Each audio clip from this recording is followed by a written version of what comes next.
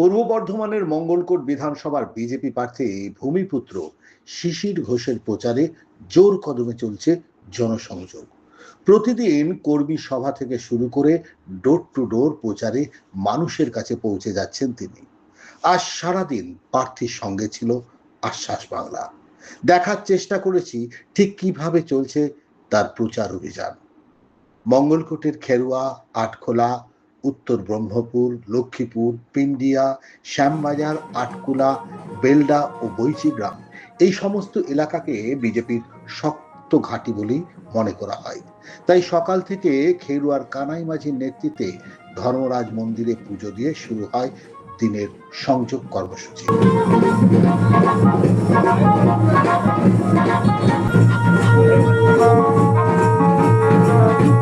প্রচারে কর্মীদের মধ্যে যেমন ছিল উন্মাদনা, তেমনি সাধারণ মানুষও ঘর ছেড়ে রাস্তায় নেমে আসেন প্রার্থীকে দেখতে।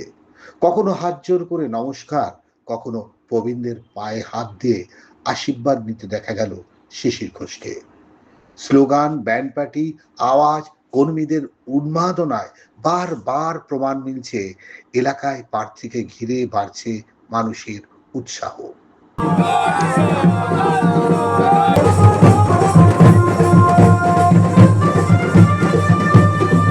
মন্দিরে এই মন্দির অত্যন্ত পুরনো এবং প্রাচীন। এইখানকার মানুষের সঙ্গে শ্রদ্ধা এবং সংস্কৃতি মিলে আছে।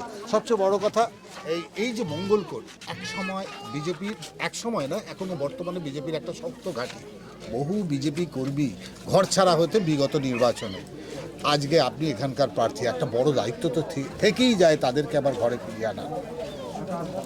দেখুন, প্রথম কথা হচ্ছে যে মঙ্গলকোট সন্ত্রাস এলাকা আমরা সকলেই জানি, আজ নয়, সিপিএমের আমলেও এখানে সন্ত্রাস ছিল। আমরা পরিবর্তন চেয়েছিল মানুষ, কিন্তু পরিবর্তন হয়নি। সে একই রকম জিনিস এখানে রয়ে গেছে।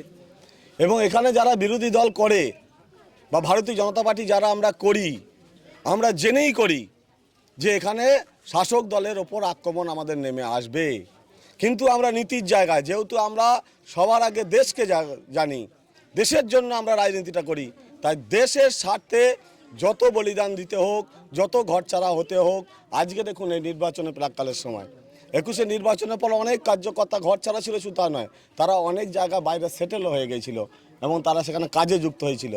কিন্তু আজকে নির্বাচনের সময় শিশির ঘোষ ভারতীয় জনতা পার্টির প্রার্থী, আজকে 99% যে বিজেপির পুরনো কার্যকর্তারা কেউ ঘরে বসে নেই। অনেক কার্যকর্তা কাজ ছেড়ে, চাকরি ছেড়ে দিয়েছে, আমার সঙ্গে রাস্তায় নেমেছে মঙ্গলকোটের মানুষের গণতন্ত্রকে প্রতিষ্ঠা করার জন্য। আপনারা যদি ক্ষমতায় আসেন তাহলে কি তৃণমূলের সঙ্গে সেটা করবেন না? আপনার নীতিটা তো সম্পূর্ণ স্বতন্ত্র। আমি পরিষ্কার বার্তা দিয়েছি, কালকে কর্মীদের প্রতি বার্তা দিয়েছি। আমাকে অনেকজন বলছে 21-এর নির্বাচনের পর যা হয়েছিল আপনার ফোন পাওয়া যাবে তো? আমি তাদের কাছে বার্তা রেখেছি, ফোনটা যদি উল্টো দিক থেকে আসে, তৃণমূল কংগ্রেস যা করেছিল আপনারা করবেন না তো? আপনারা যেন সে কাজ না করেন, কারণ 4 তারিখের পর রেজাল্ট উল্টো আসবে। ভারতীয় জনতা পার্টির কার্যকর্তাদের প্রতি আবেদন রাখবো, আমরা হিংসার রাজনীতি করব না, প্রতিশোধের রাজনীতি করব না, কারণ আমাদেরকে পরিবর্তন করতেই হবে। যদি তারা যে কাজ করেছিল আমরা যদি সেই কাজ একই পথ অবলম্বন করি, তাহলে মানুষ পরিবর্তন করে যে আমাদের আনছে সে মানুষ আশাহত হবে, সাধারণ মানুষ নিরাশ হবে। আমরা সেটা করতে চাই না।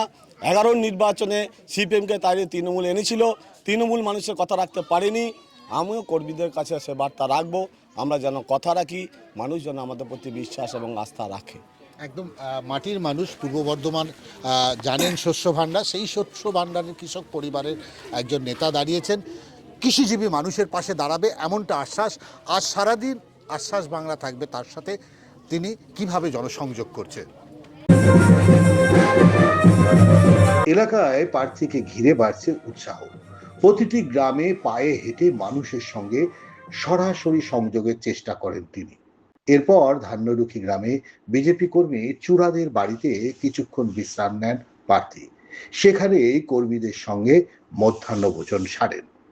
একদম মানে সারাদিন ভোর তার যেমন প্রচার পর্ব চলে, কর্মীদের সঙ্গে আলোচনা চলে, সব চলার পর দিনের শেষে মানে অর্থাৎ দুপুরে যখন খেতে বসেন তখন আলাদা করে তিনি বসেন না, তিনি এক পাশে সহকর্মীদের সঙ্গেই খেতে বসেন, এমনটাই কিন্তু দেখলাম। শিশিরদা, আজকের মেনু কি?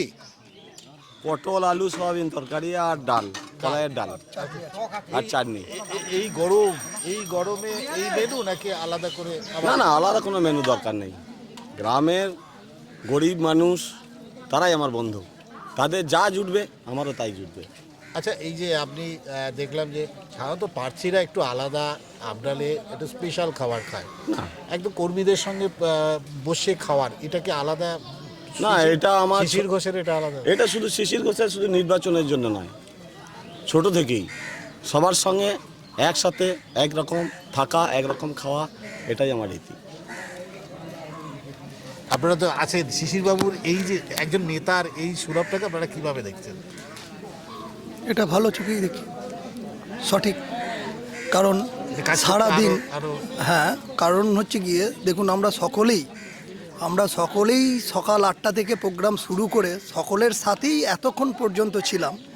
এবার প্রার্থী যদি বিশেষ কোনো আপ্যায়ন গ্রহণ করেন, সেটা কিন্তু আরও কার্যকর্তাদের চোখে কিন্তু সেটা দৃষ্টিকটু লাগে।